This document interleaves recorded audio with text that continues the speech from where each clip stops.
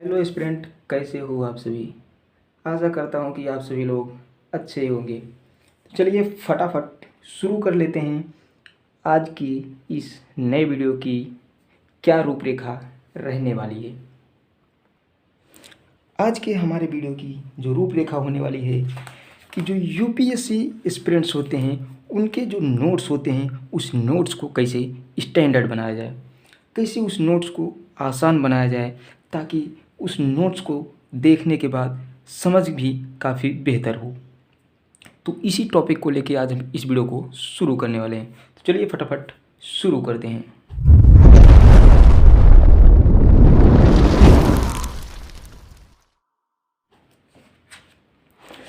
तो ये रहे हमारे साइंस एंड टेक्नोलॉजी के नोट्स। हमें नोट्स बनाते समय ये ध्यान रखना चाहिए कि टाइम बहुत ज़्यादा लगता है नोट्स बनाने में। तो नोट्स बनाने में टाइम को देखते हुए हमें नोट्स को बहुत ज़्यादा रंगीन नहीं बनाना है। नोट्स को केवल अपनी समझ के लिए बनाना है, दूसरों के लिए नहीं कि उसे हम प्रदर्शनी में दिखाएंगे कि ये हमारा नोट्स इतना बेहतर बना हुआ है, मैंने उसको सजा दिया है पूरी तरीके से। नहीं, वो कोई काम नहीं आने वाला आपके इस जर्नी में। आपकी जर्नी में केवल एक ही चीज़ काम आएगा, वो काम आएगा आपकी समझ कितनी बेहतर है।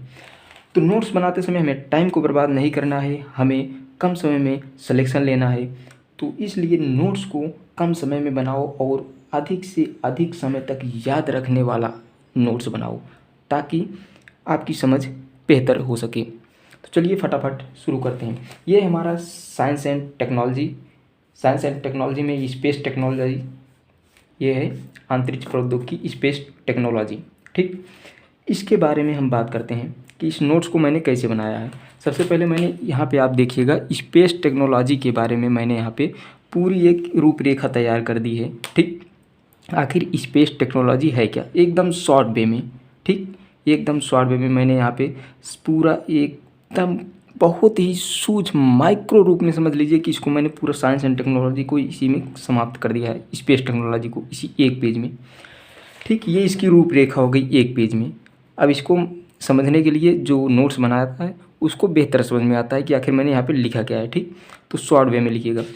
उसके बाद में शुरू हो जाता है यहाँ से एक एक टॉपिक, यहाँ से एक एक टॉपिक को पूरा बेहतर तरीके से शॉर्ट वे में मैंने यहाँ पे लिखा है, आप देख सकते हैं।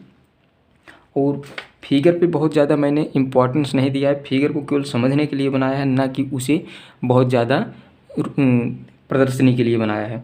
ठीक, मैंने केवल अपनी समझ के लिए बनाया है कि हाँ ऐसा हो सकता है। तो आप लोग फिगर पे कमेंट नहीं करिएगा और हमारे इस नोट्स पे कलरफुल नहीं है तो उसके लिए भी आप कमेंट नहीं कीजिएगा, क्योंकि मैंने नोट्स को कम समय में बहुत बेहतर बनाने का प्रयास किया है। ये ऑर्बिट्स के बारे में यहाँ पे बात कर दी गई है। उसके बाद में यहाँ पे ऑर्बिट्स कौन कौन से ऑर्बिट्स होते हैं ऑर्बिट की बात कर दी गई है। ये फिगर बहुत बहुत कम समय में इनको मैंने बना दिया वैसे। ठीक है, ये फिगर्स वगैरह मतलब कि आपको नोट्स में केवल छोटे छोटे टॉपिक्स बनाने हैं ताकि आपकी समझ बेहतर हो सके, और बहुत ज़्यादा आपको उसको विस्तार में नहीं लेके जाना है। नोट्स बड़े हो जाएंगे तो आपको उसको रिवीजन करने में काफ़ी समस्या होगी।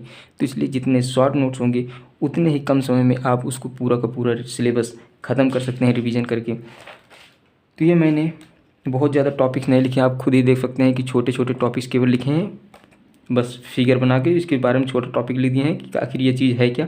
बस आप इसको देखेंगे तो उसके बाद में आपको बेहतर समझ में आ जाएगा कि मतलब क्या क्या उसमें लिखा है, क्योंकि आप ही ने तो लिखा है तो आपको पता रहता है। तो शॉर्ट नोट्स जो बनते हैं वो रिवीजन के काम बहुत आते हैं। तो यहाँ पे मैंने प्रक्षेपण के बारे में पूरा लिख दिया है। शॉर्ट नोट्स आप देख सकते हैं कैसे कैसे मैंने उसको बहुत ज़्यादा लेंथी नहीं लेके गया है, बस छोटे छोटे टॉपिक्स में ही उसको यहाँ पे लिख दिया है। ये हमारा अभी शॉर्ट नोट्स बन के तैयार नहीं हुआ है। ठीक, अब हम आपको दिखाते हैं अपना दूसरा नोट्स। ये हमारा दूसरा नोट्स है जो कि करंट अफेयर का है। ये 6 अक्टूबर से 5 अक्टूबर से चालू है और इसके पहले का नोट्स आगे बढ़ चुका है। तो यहाँ पे मैंने जो द हिंदू न्यूज़पेपर होता है उस न्यूज़पेपर के जो इम्पोर्टेंट टॉपिक्स होते हैं उनको मैं यहाँ पे नोट डाउन कर लेता हूँ, क्योंकि मैं हिंदी मीडियम से हूँ तो इसलिए मैं हिंदी में पूरा उसको नोट डाउन करता हूँ कि आखिर कौन कौन सी चीज़ यहाँ पे हो रहे हैं। पर डे के हिसाब से मैं यहाँ पे डेट वाइज हर एक चीज़ को नोट कर लेता हूँ। जो टॉपिक आता है, जैसे कि नोबेल साहित्य में पुरस्कार किसे दिया गया, क्यों दिया गया, मराठा आरक्षण है क्या, उसके बारे में थोड़ा वो लेंदी था इसलिए उसको लंबा लिखना पड़ा। उसके बाद पराली दहन के बारे में मैंने एक लाइन में लिख दिया, जेल में मौत की सब्सिडी के बारे में। इस तरह इजराइल फिलिस्तीन युद्ध के बारे में मैंने यहाँ पे थोड़ा सा लिखा है। उसकी आगे जब इजराइल फिलिस्तीन युद्ध बढ़ गया तो उसको मैंने यहाँ पे और थोड़ा जो है समझ विकसित करने के लिए यहाँ पे क्या क्या घटनाएं हुई उसके बारे में मैंने लिख दिया है। इस तरह से डेली की आप ये 11 अक्टूबर से यहाँ पे शुरू हो गया। ये मेरा डेली का करंट अफेयर का न्यूज़ है कि मैं कैसे कैसे शॉर्ट में बनाता हूँ द हिंदू से।